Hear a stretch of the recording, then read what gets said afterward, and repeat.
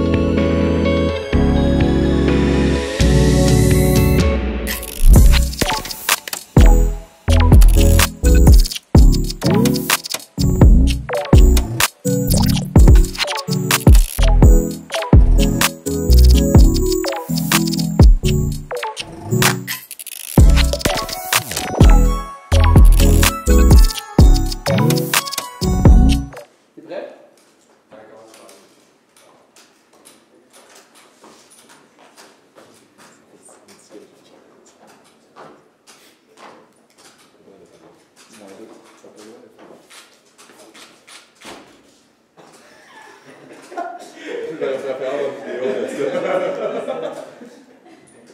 Moins 2. Moins 2.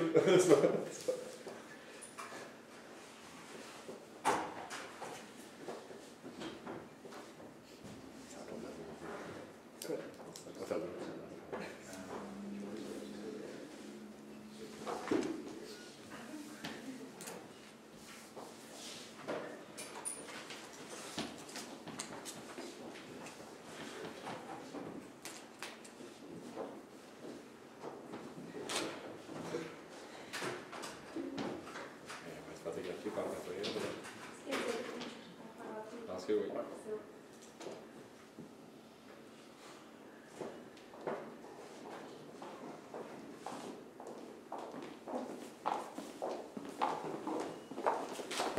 Bonjour Maxime.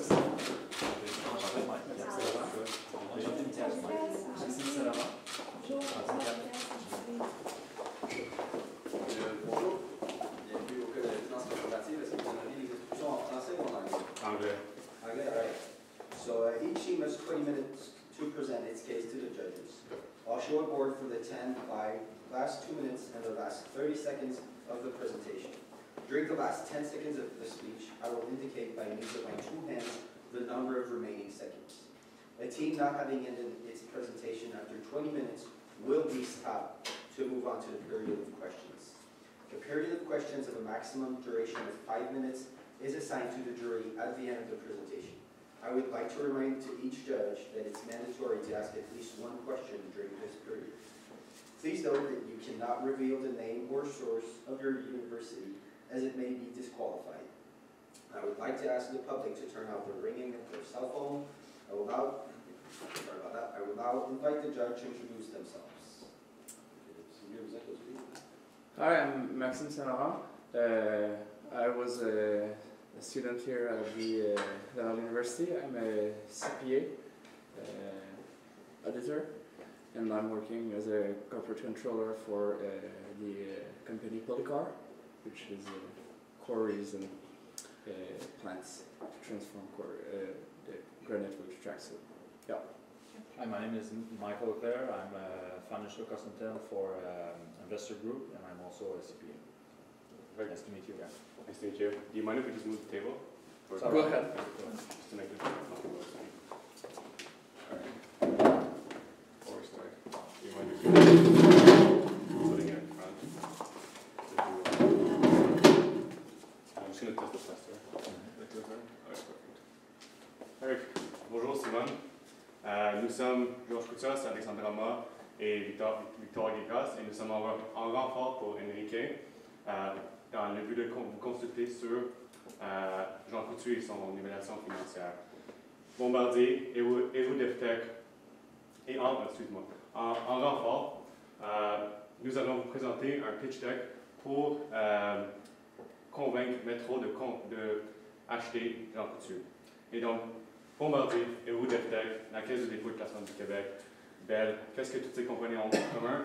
Ils ont bâti le Québec du 19e siècle, du 20e siècle. Et Métro. Métro a vraiment l'opportunité en ce moment de amener Jean Coutu dans l'ère du 21e siècle et de bâtir le prochain fleuron transnational du Québec. Ensemble, en unissant leurs forces, ils peuvent consolider le marché, croître leurs revenus et faire fructifier les avoirs des Québécois et des Québécoises. Alexandre Rama va vous présenter notre début de présentation en vous parlant de la situation en ce moment. Merci. Great, so I'm just going to walk you quickly through the agenda. So firstly, we're going to give you a little introduction, a little context of what's going on right now with Jean Coutu. We're going to talk a little bit about how we evaluated essentially the opportunity for the takeover as well as the likelihood. We're going to walk through the finances and finally give you a little timeline of what we believe our recommendation would be, and then we'll open the floor to questions. So to start off, Jean Coutu is a owner of franchisers and operator of several pharmacy chains as well as consumer product stores across Quebec, as well as with a few stores in New Brunswick as well.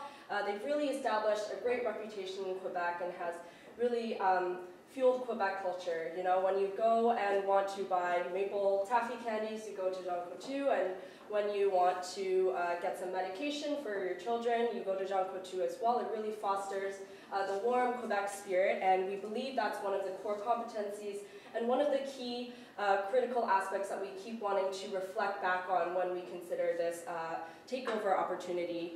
Another few of their core competencies and what makes Jean Coutu such a great target is, of course, the trust from Canadians and Quebecers that we spoke about earlier.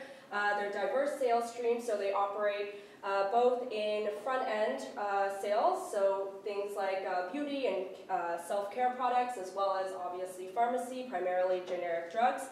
And then finally, they have a high store density, making it very easy for Quebec residents to get access to the medication they need. And finally, they provide them at great prices to make sure that the care is accessible by everyone. So fundamentally, we think it's a great opportunity. So we broke down the presentation in 3 main chunks. So firstly, we want to evaluate the feasibility of a transaction like this actually going through based on several qualitative factors. One of them including the industry dynamics. What sort of companies would look to acquiring Jean Coutu as a target? Finally, what are some transaction hurdles? What could prevent the transaction from going through? And of course, looking at the competitive landscape, seeing what competitors might also potentially wanting to make a move, make a bid as well. Then we have to look at the numbers and see quantitatively, is this feasible? So we did this based on mostly on intrinsic valuation through our DCF, as well as multiples valuation, looking at comparable companies to come up with a valuation target. And then finally, we identified some key risks and catalysts for the transaction and created sensitivity scenarios to see how this would play out in different scenarios. So firstly, let's look at the current industry dynamics. We created a Porter's 5 forces chart right here, and mostly for both pharma, which is where Jean Coutu operates, as well as front-end products. So you can see pharma is actually quite a difficult field to play in, given that there are many, many regulations that a company has to go through in order to succeed in the space, and Jean Coutu has this core competency.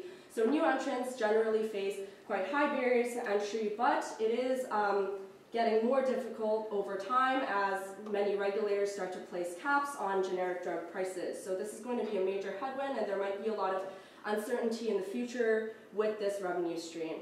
But the good thing about pharma is everybody needs medication. So consumers will always go to Jean Coutu or any pharmacy to get their medication, and that creates demand for higher margin products in the front end revenue stream.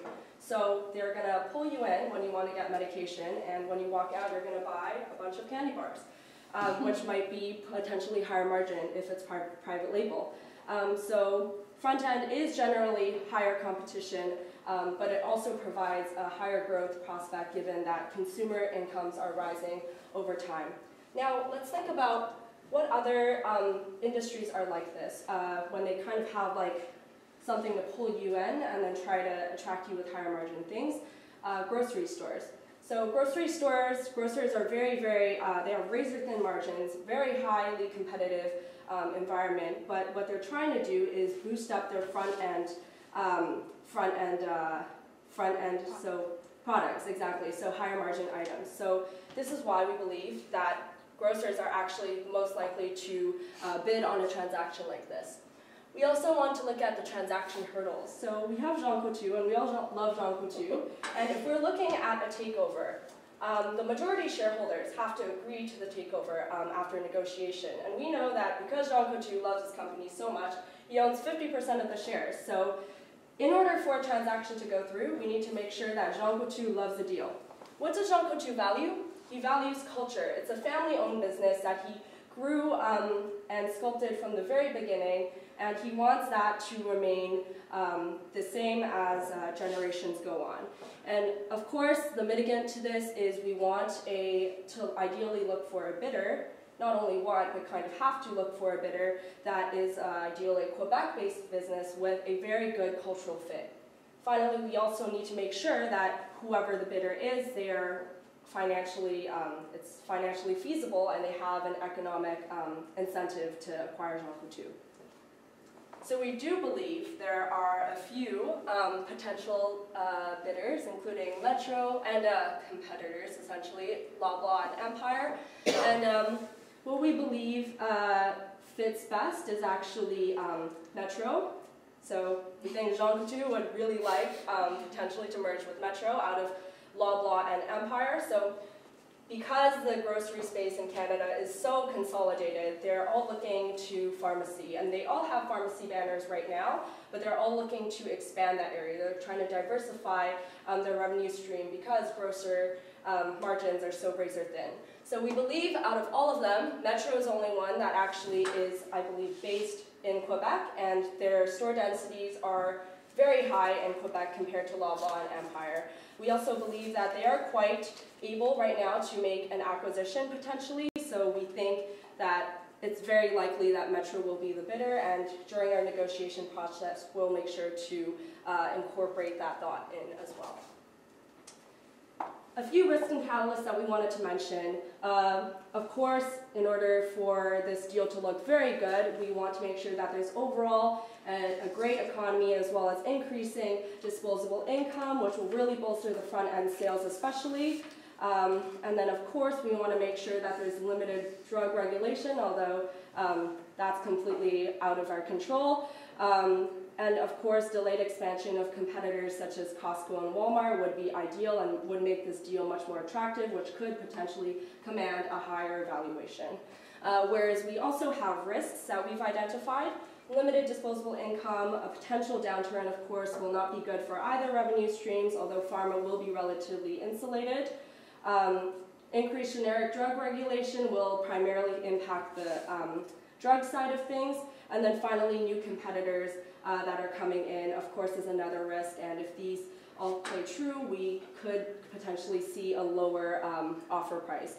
We did identify a few mitigants, though, of course, to these risks. So as for the first risks of an economic downturn, we believe that Jean Coutu is relatively large in Quebec and could remain quite price competitive. In terms of drug regulation, what they could potentially do is bolster up the investment in their front-end sales and focus more on that part of their revenue stream. And finally, with new competitors, consolidation would potentially help with that. And then finally, we could leverage Jean Coutu's aforementioned core competencies in order to combat that. So now I'm going to pass it on to my colleague George to talk about revenue assumptions. Perfect, thank you, Alex. And so as Alex has shown, this deal really conserves the essence of Metro and Jean Coutu. They both remain family-owned. They both are able to profit off this cultural fit. And now we need to really identify whether it's financially feasible. Does it make sense for Metro to acquire Jean Coutu? And we will advise Metro on this. And so right now, currently, the sales are broken down into 67% medication or prescribed medication and 37% front-end products. And so this has been a long-standing kind of breakdown for Jean Coutu. I believe tried to increase the share in the past. And we will essentially show you the assumption of how we projected these cash flows going forward, because we did decide to segment the model into two to have a more granular approach to it. And so we see that in prescription medication, there is a difficulty in actually increasing prices for generic medication, as Jean Coutu does have its own generic medication producer due to regulations. However, there is a lot of cost control possible in this. So we can really see them reducing their COGS going forward due to this fact. And secondly, given that a lot of label medication is going to see their patents expire in the coming years, we see that volumes will either remain constant or even increase going forward. And so overall, the prescription medication segment is a stable segment for them, which could potentially face headwinds due to regulations going forward, but it should continue to grow. If we look at the front-end segment, we see that there is a broad diversity in the products sold. There are obviously cosmetics, other products, more like consumer apparel / seasonal products, and beauty. And so what we really notice in this segment is that it's necessary to really grow this segment if we want to see Jean Coutu really increase going forward, and if we want Metro to really take the fullest potential from this acquisition, or any other bidder. And so this is probably the segment that has the most tailwinds for Jean Coutu. and Metro, and really relies on the fact that the economy is actually getting stronger coming out of the 2008 recession, as we are now in 2011, and we've seen a strong recovery in Canada and North America in general. And we see that this is going to grow actually faster than the prescription medication. And so, as you can see, basically our revenue and cost breakdown for each year until 2017, our last terminal forecast period. We see that it steadily grows. In our base scenario, prescription medication grows by around 3.5%, and in the front-end products, it grows by around 5.5%. And so I'll actually run you through our three scenarios. So we did a bull, bear, and base case. And so the first one, we really see that 5.5% and 7.5% in our bull scenario. So we think the economy keeps on getting stronger. Metro and Dr. 2, if they actually get together, they can really kind of drive revenue. And this is really going to profit off the industry tailwinds Alex and I just mentioned. In our base case, which is the one we wanted to stay conservative with, we see 3.5% growth in prescription medication and 6.5% in front-end products. And finally, in our bear case, we see only 2% in prescription medication, as it's unfeasible that it would really go under that, just because we have a public healthcare system and nobody really goes without medication in this province and country. And finally, front-end products, if there is some sort of slowdown in the economy or maybe their expansion doesn't go as planned, then it will grow around 5.5%. And so I'll pass it on to Victor just to actually explain now how we built up to the DCF and find the equity value. Thank you, George. So to continue now on more of the mechanics of both the DCF valuation and the comps table, one thing to know is we were here to help Henrique, and we catch some mistakes that I'll explain just right now.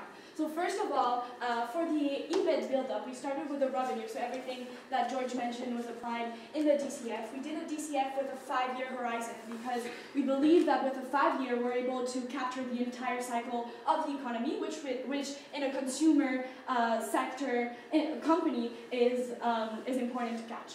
Then we deducted the revenues by the operating expenses. You can see on the board, we were pretty much in line with Enrique on the operating expenses, and then this got us to the EBITDA. We deducted this by the depreciation and amortization, which gave us then our, so here's our DCF going from EBIT, reducing the EBIT by the taxes, and then we get to NOPAT, which will be deducted by the change in net working capital, the CapEx, but we added back the depreciation and amortization. And this is where we try to really add value on Enrique's work. So here are 3 schedules of the 3 line items that I mentioned you just now. So one thing, I don't want to bore you too much with those numbers because we want to get to the end valuation, but basically we made sure that we divided our net working capital in both current assets and projected liabilities, current liabilities separately to reflect the company. Then we made sure that the CapEx was included in the model, which wasn't included in some portion of it, and basically the depreciation was in line also with our CapEx. So going to our terminal value, which is a very important metric in our DCF, we found the terminal value in 2 ways. We used the Gordon growth method as well as the multiples method. For the Gordon growth method, one thing that is important to know is we have a terminal growth rate of 1.5%, which was 3% for Enrique. A 3% growth, terminal value growth doesn't really make sense because considering a 2 to 2.5% inflation, that would mean that the company would grow much higher than the GDP of the country. So that doesn't make sense. So we put it to 1.5%. Then for our bridge to equity value, we added some items that were missed. So first of all, we deducted the pension obligation, which were 29 million in the last year, as well as we added back equity investment of about 200 million.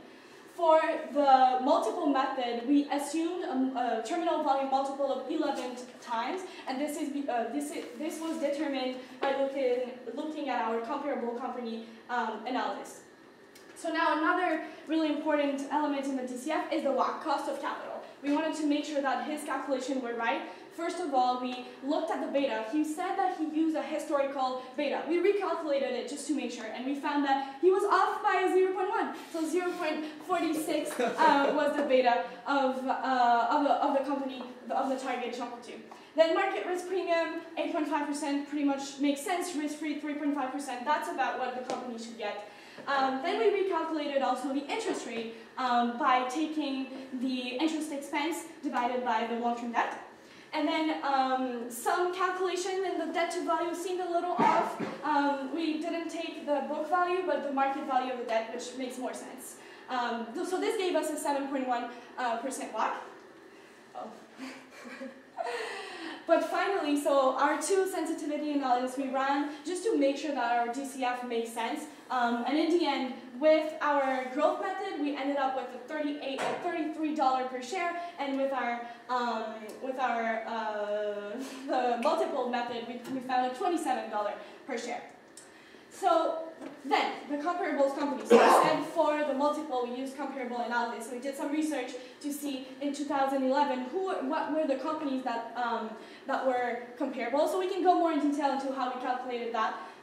But one thing that I really wanted to show is our football field. So here you can see all the valuation method that we use and where is the price right now. The price is $10. So we have a range of about from $22 to $39. And we're going to discuss later how we want to price this acquisition. So basically within the range. But then something that we want to keep in mind is that our analysis was not a merger model, because we were not 100% of our acquirer. With a merger model, we would capture some other elements like synergies, which are really important in evaluation and which would probably boost the price target of about 10%. So George, you can conclude on this transaction. Thank you, Nicole. Thank you. And so now we've seen that financially this acquisition would make sense. Shankle 2 is clearly undervalued and would be an opportune moment to acquire it. And so how would we go actually about? And so we've come up with a timeline. And so we'd start by preparing the actual official pitch deck to the potential bidders. And so first we'd really calculate, we run a merger model with our, let's say if it's Metro, we'd run it with Metro.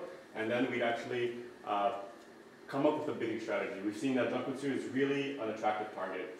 It won't be necessarily only Metro that wants to bid, it might be Empire, it might be Loblaws. And so we really want to make sure that this is done well. And so after that, we'd obviously meet with Shankle 2, negotiate, tender an offer, and then we'd want to implement really the operational consolidation of stores and just merchandise. And so overall, we think that this, this transaction really keeps the essence of Shankle 2, and that we recommend that the bidder acquire a Shankle 2 with the price target of around $22. Thank you, and we'll happily take questions in French and in English. Yeah, I could go from there. You're suggesting a starting bid from $22 per share. What do you think the transaction would end up at if we're starting the bid at $22 per share? And what do you think your cap value should be in the negotiation? Mm-hmm. The don't buy value. Yeah, so usually in a bidding process, we always try to start from the lower range. So here 22, as we said, that was given by both our DCF and our comps analysis. So we would start from there, and in a classical transaction, we would go to a 10% premium from that value, but our cap would be $39. However, the price that we think would happen in the end of this transaction would be around $33.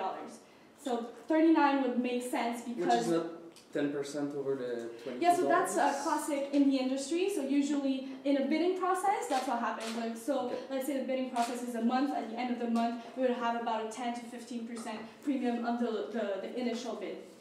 Okay, good. Depending on strategies for bidding. You said that you've got some mistakes done by Enrique. Which of the adjustment that you've done are you considering correction of mistakes, and which are you considering just a difference in opinion? Sure, I think one of the main ones is really the WACC. And so if we look back at the WACC calculation, he uses the actual book value of equity, and to us this is very nonsensical. We heavily underestimate what Jean Coutu is actually worth right now, and at such a low valuation as well. It's not as if Jean Coutu was trading at these gigantic premiums to what its fair value is. And so this would be really a mistake in our opinion. And then if we look at just changes we've done to the, let's say, revenue or costs, our revenue, as we said, we split the revenue into prescription medicine as well as front-end products, since there are two different drivers for these products. And for cost, we decided to taper down the COGS as a percent of sales from 83 to 80 at the end of our terminal period, so at 2017, instead of doing it from 2011 and in 2012 right away close to 80%. So we thought that was very aggressive on his part. Even though potentially Jean could do this, we think it's pretty aggressive.